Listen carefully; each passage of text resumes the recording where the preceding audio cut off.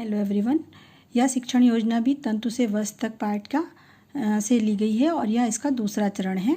इस शिक्षण योजना में हमने सीखने के प्रतिफल के रूप में लिया है कि बच्चे धागे से वस्त्र बनाने की विधियाँ, प्रक्रिया जैसे बुनाई, बंधाई और कताई के बारे में बता लेते हैं। प्रकरण तंतु से वस्त्र तक। सीखने सिखाने की सामग्री में चित्र एवं चार्ट द्वारा हमने इसमें बच्चों को समझाएंगे और दीक्षा ऐप पर उपलब्ध सामग्री को दिखाया जाएगा। आइए देखते हैं सीखने सिखाने की प्रक्रिया और गतिविधियों में हमने क्या क्या लिया है।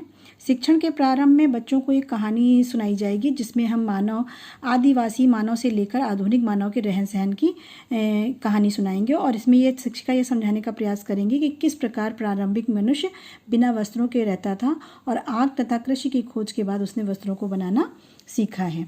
तो शिक्षण की शुरुआत हम कहानी के द्वारा करेंगे या कहानी विधि का अपनाते हुए करेंगे। इसके पश्चात कहानी को पिछले शिक्षण से जोड़ते हुए शिक्षिका पूछेंगे कि हमने या तो जाना कि किस प्रकार हम पेड़ पौधों से तंतु या धागे प्राप्त करते हैं, परंतु क्या हम जानते हैं कि इन धागों से वस्त्र कैसे बनाए जाते हैं। तो यहाँ पर प्रश्नोत्तर विधि को लिया जाएगा और बच्चों से कुछ छोटे छोटे प्रश्नों को करके उनसे उनके उत्तर को निकालने का प्रयास किया जाएगा। शिक्षण के दौरान शिक्षक के सूती धागे की कताई को लेकर के एक गतिविधि बच्चों को कराई जाएगी और इस गतिविधि के द्वारा बच्चों को स्वयं करके सीखने की प्रक्रिया को शामिल किया जाएगा।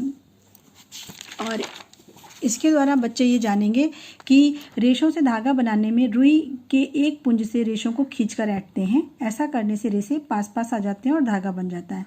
इसी प्रक्रिया को हम कताई कहते हैं। इसके पश्चात हम एक और गतिविधि करेंगे जिसके अंतर्गत हम ये देखेंगे कि जो हमारे मोटा सूती कपड़ा या दरी, जूट का बोरा और चटाई जो होती है उसको हम अगर ध्यान से देखें तो पता चलता है कि ये सब आड़े और खड़े धागों से बुने होते हैं। इस प्रक्रिया को तो हम कागज़ पर भी कर सकते हैं और कागज़ की 2-3 रंगीन पट्टियों को लेकर के हम चटाई बुनने की एक विधि को अपनाते हुए ये गतिविधि बच्चों को समूह में कराते हुए यह समझाने का प्रयास करेंगे कि बुनाई कैसे की जाती है। और बुनाई करने के लिए धागे के 2 सेटों को आपस में व्यवस्थित करके वस्त्र बनाने की प्रक्रिया को ही हम बुनाई कहते हैं। इसी प्रकार एक छोटी सी गतिविधि हम और करेंगे और इसके अंतर्गत हमने बच्चे बुनाई के बारे में बहुत अच्छी तरह से जानते हैं कि कैसे बुनाई की जाती है और सिलाई पे कैसे घरों में महिलाएं जो हैं वो ऊन से धागे से सिलती हैं।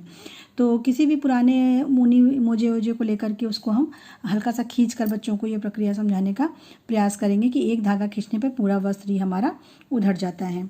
तो एकल धागे से वस्त्र बनाने की जो प्रक्रिया होती है वो हमारी बंधाई कहलाती है और बंधाई हाथों से अथवा मशीनों से भी की जाती है।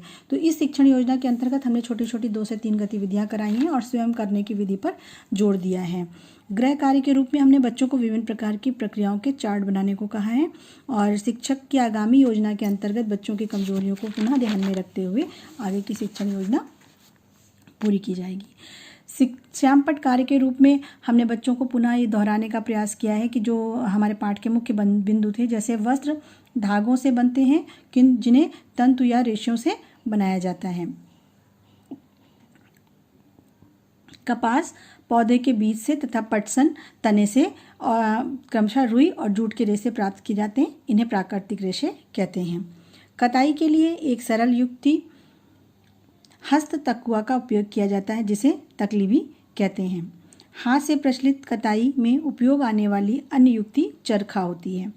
गांव में सूती वस्त्रों की बुनाई हथकरघा है जैसे कि इसकी सहायता से की जाती है, जबकि औद्योगिक स्तर पर वस्त्रों की बुनाई विद्युत प्रचलित करघों या पावर हैंडलूम द्वारा की जाती है। इस प्रकार बच्चों को वस्त्र बनाने की प्रक्रियाओं से अवगत कराया जाएगा इस शिक्षण योजना में। धन्यवाद।